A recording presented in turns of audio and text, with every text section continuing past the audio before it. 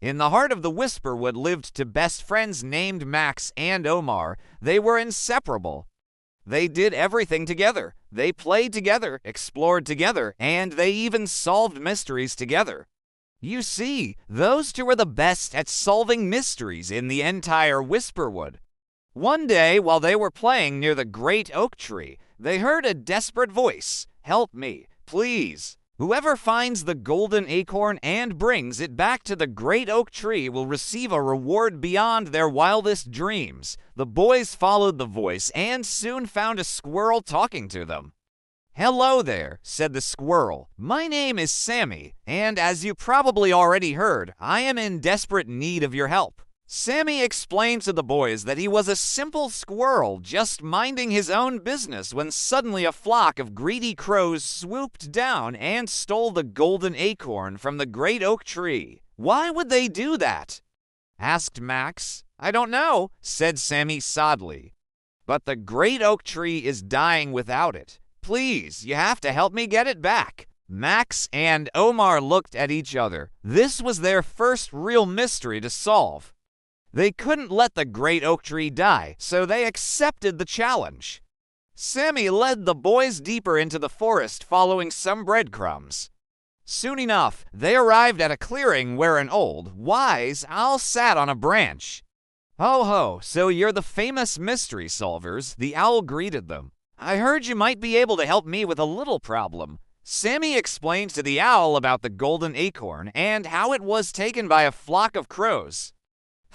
Interesting," said the owl. "Perhaps I saw something like that. Did these crows happen to fly over this bridge here?" Yes, they did," said Sammy. "Then I know exactly where they went. Follow me." The owl flew ahead of them, leading them through the trees until they arrived at a small cottage hidden behind some bushes. "This must be it," said Max, peeking through a window. Inside, they saw the crows from earlier, as well as Sammy's acorn. "We have to get inside," whispered Omar, but before they could make a move, a gruff voice startled them. "Who's out there?" A big, burly crow hopped closer to the window and peered outside. "It's just some squirrels, Mr. Crow," said Max, trying to sound convincing. "Just some squirrels wanting to borrow your acorn back." The crow looked outside and let out a harsh laugh. "Never. This acorn is mine now, and besides, you're not even a squirrel. You're a boy and a small one at that." The crow hopped away, leaving Max and Omar to come up with another plan. They waited until nightfall when all the crows had gone to sleep, then snuck inside the cottage. Max and Omar crept closer to the golden acorn. It was sitting on a little table just within reach.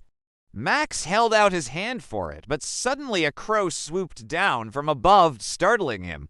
"You're not getting away with that," the crow croaked. Just then, Omar tripped over a root, making a loud noise. All the crows inside the house woke up and started squawking loudly. In the commotion, Max grabbed the golden acorn and ran outside. Omar followed close behind him, and together they made it back to the great oak tree. Sammy and all the other animals in the forest cheered when they saw the boys return with the golden acorn. The great oak tree was so happy to have its acorn back that it offered them a reward, each and every one of them. Max got a bag of acorns, which he happily shared with Omar, and Sammy got a lifetime supply of nuts. But the best part was that the great oak tree told them they were the heroes of the Whisperwood, which made Max and Omar feel like the greatest heroes in the world.